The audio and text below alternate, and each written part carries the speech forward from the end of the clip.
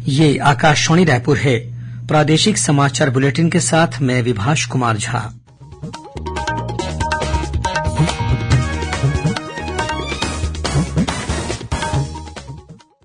और अब पेश है आज के मुख्य समाचार। प्रदेश में तीसरे चरण का चुनाव प्रचार जोरों पर। कांग्रेस की राष्ट्रीय महासचिव प्रियंका गांधी ने चिरमिरी में, तो वहीं भाजपा के वरिष्ठ नेता और मुख्यमंत्री विष्णुदेव साय ने शंकरगढ़, मालखरौदा और मुंगेली में ली आमसभा।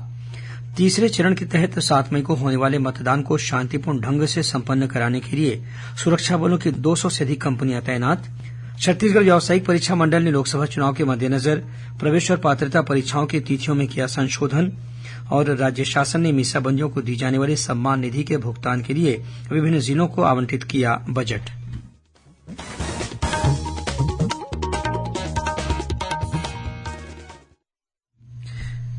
और अब समाचार विस्तार से।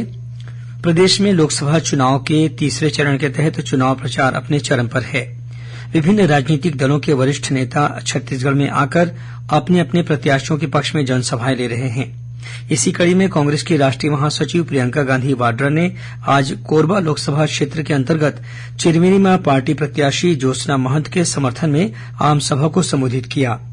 उन्होंने कहा कि छत्तीसगढ़ में पूर्ववर्ती कांग्रेस सरकार ने जनता के हित में अनेक कार्य किए, गौठान बनाए, लोगों को जमीन का पट्टा दिलवाया और छत्तीसगढ़ के स्वाभिमान को बढ़ाने का काम किया। उन्होंने आरोप लगाया कि केंद्र की भाजपा सरकार किसानों और मजदूरों के हितों के खिलाफ काम कर रही है। उन्होंने कहा कि कांग्रेस ने जल, जंगल, जमीन पर स्थानीय लोगों के अधिकारों को मजबूत किया है। प्रियंका गांधी ने कहा कि भारतीय जनता पार्टी कहती है कि वह भ्रष्टाचार के खिलाफ है, लेकिन वो दूसरी पार्टियों के भ्रष्ट नेताओं को दबाव डालकर अपनी पार्टी में शामिल कर लेते हैं और उसके बाद उनके खिलाफ चल रहे मामलों को बंद कर दिया जाता है।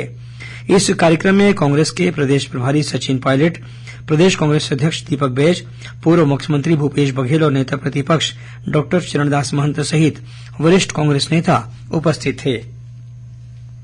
वहीं भाजपा के वरिष्ठ नेता और मुख्यमंत्री विष्णुदेव साय ने आज सरगुजा लोकसभा क्षेत्र के अंतर्गत बलरामपुर जिले के शंकरगढ़ में, जांजगीर चांपा लोकसभा क्षेत्र के मालखरौदा में और बिलासपुर लोकसभा क्षेत्र के अंतर्गत मुंगेली जिला मुख्यालय में विजय संकल्प सम्मेलन को संबोधित किया।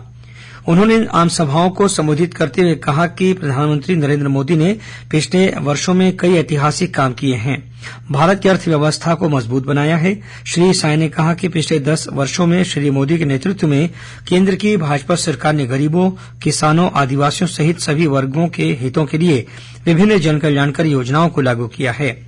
उन्होंने कांग्रेस पर आरोप लगाते हुए कहा कि कांग्रेस आदिवासियों, गरीबों और मजदूरों को अपना वोट बैंक समझकर राज करती आई है। कांग्रेस ने हमेशा इन वर्गों को धोखा देने का काम किया है और भ्रष्टाचार को बढ़ावा दिया है। इस बीच श्री साय की मुंगेली में आयोजित आमसभा में बड़ी संख्या में कांग्रेस पदाधिकारियों और कार्यकर्ताओं ने भाजपा में प्रवेश किया। प्रदेश में लोकसभा चुनाव के तीसरे चरण के तहत 3 दिनों पोस्टल बैलेट के माध्यम से मतदान के साथ ही अति बुजुर्ग व्यक्तियों और दिव्यांगजनों के लिए होम वोटिंग का सिलसिला जारी है। रायपुर स्थित मुख्य निर्वाचन पदाधिकारी कार्यालय में उप मुख्य निर्वाचन पदाधिकारी शैलाभ साहू ने आज शाम एक पत्रकार वार्ता में बताया कि राज्य में पहले, दूसरे और तीसरे चरणों को मिलाकर कल 1 मई तक की स्थिति में करीब 25,900 डाक मतपत्र प्राप्त हुए हैं। सबसे अधिक करीब 5,000 डाक मतपत्र कांकेर लोकसभा क्षेत्र में प्राप्त हुए हैं। वहीं सबसे कम 912 सरगुजा संसदीय क्षेत्र से मिले हैं। चुनाव ड्यूटी में संलग्न अधिकारी कर्मचारियों के लिए रायपुर के टाउन हॉल और पुलिस लाइन के सामुदायिक केंद्र में मतदान सुविधा केंद्र बनाया गया है। यहां पर पुलिस और अन्य विभागों के अधिकारियों और कर्मचारियों ने डाक मतपत्र के माध्यम से मतदान किया। अब तक डाक मतपत्र से रायपुर में 990 वोटिंग हुई। बचे हुए अधिकारी कर्मचारी 4, 5 और 6 मई को टाउन हॉल में डाक मतपत्र के माध्यम से अपना मतदान कर सकेंगे। इस मतदान सुविधा केंद्र को चुनई मड़वा का नाम दिया गया है और इसकी साज सज्जा में छत्तीसगढ़ी संस्कृति की झलक दिखाई दे रही है। इस बीच राज्य में तीसरे चरण के तहत जिन 7 संसदीय क्षेत्रों में 7 मई को मतदान होना है, उनसे संबंधित जिलों में ईवीएम और वीवीपैट की कमीशनिंग का कार्य लगभग पूरा हो चुका है।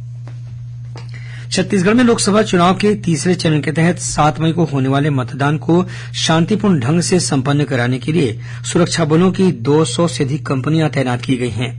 पुलिस द्वारा विभिन्न जिलों में फ्लैग मार्च भी निकाला जा रहा है। इसी के तहत गौरेला, पेंड्रा, मरवाही जिले में कलेक्टर कमलेश लीना मंडावी और पुलिस अधीक्षक भावना गुप्ता के नेतृत्व में फ्लैग मार्च निकाला गया। इस फ्लैग मार्च में सशस्त्र बल के 200 और पुलिस के 50 जवान शामिल थे। इस दौरान कलेक्टर और पुलिस अधीक्षक ने लोगों से भयमुक्त होकर मताधिकार का प्रयोग करने की अपील की। प्रादेशिक समाचार आप आकाशवाणी रायपुर से सुन रहे हैं। छत्तीसगढ़ की खबरों से है आपका वास्ता और खबरों की विश्वसनीयता से है हमारा वास्ता। आकाशवाणी समाचार रायपुर के प्रादेशिक समाचार बुलेटिन के साथ ही हमारे समसामयिक कार्यक्रम आप रेडियो के अलावा अपने मोबाइल पर भी सुन सकते हैं। आकाशवाणी समाचार फेसबुक, ट्विटर और यूट्यूब पर भी उपलब्ध है। हमारा Facebook page Chhattisgarh news on AIR, Twitter handle CGAIR news और हमारा यूट्यूब चैनल है छत्तीसगढ़ AIR न्यूज।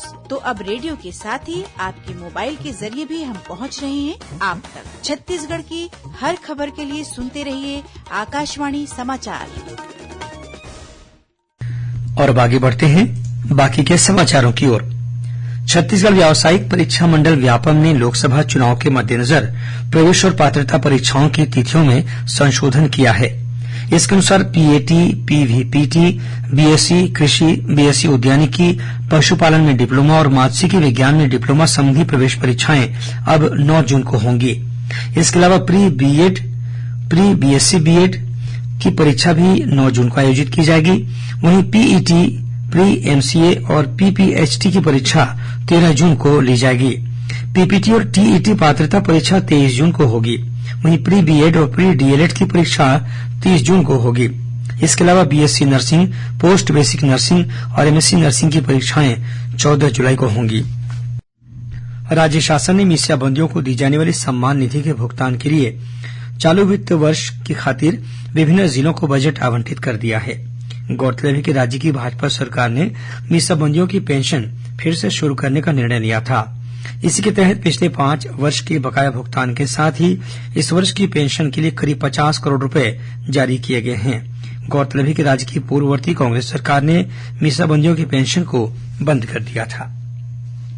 कथित आबकारी घोटाले में जेल में बंद आरोपी अनवर ढेबर, अरविंद सिंह और अरुणपति त्रिपाठी को आज न्यायिक रिमांड खत्म होने पर आर्थिक अपराध अन्वेषण ब्यूरो EOW ने विशेष कोर्ट में पेश किया।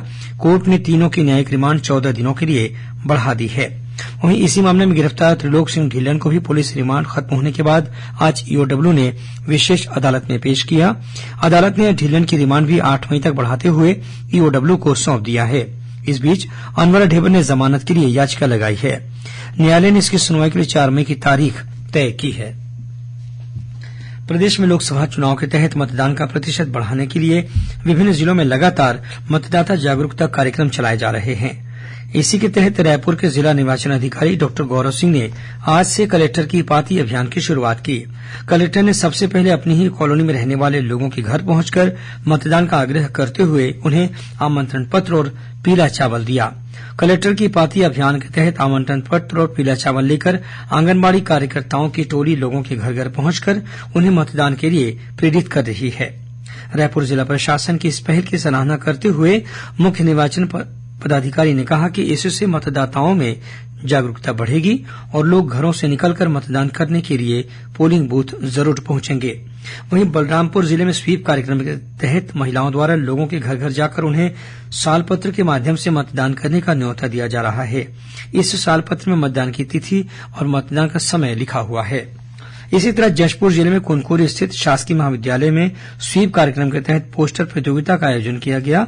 इस प्रतियोगिता में बड़ी संख्या में विद्यार्थी शामिल हुए और उन्होंने अनेक आकर्षक पोस्टर बनाकर मतदाताओं को लोकसभा चुनाव में मतदान करने का संदेश दिया।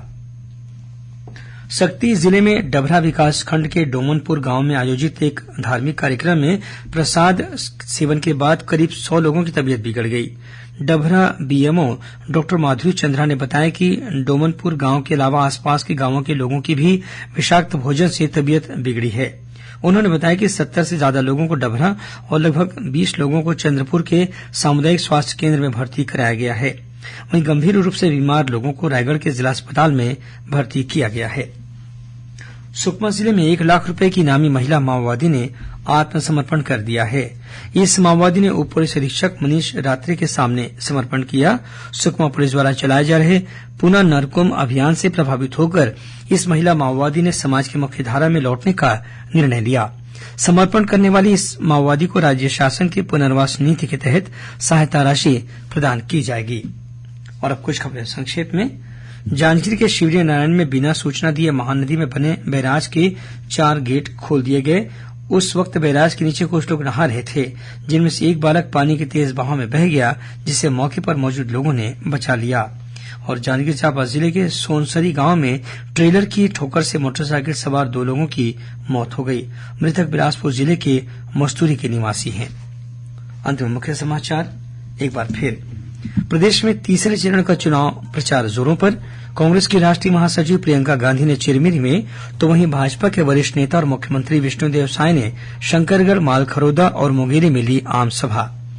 तीसरे चरण के तहत 7 मई को होने वाले मतदान को शांतिपूर्ण ढंग से संपन्न कराने के लिए सुरक्षा बलों की 200 से अधिक कंपनियां तैनात।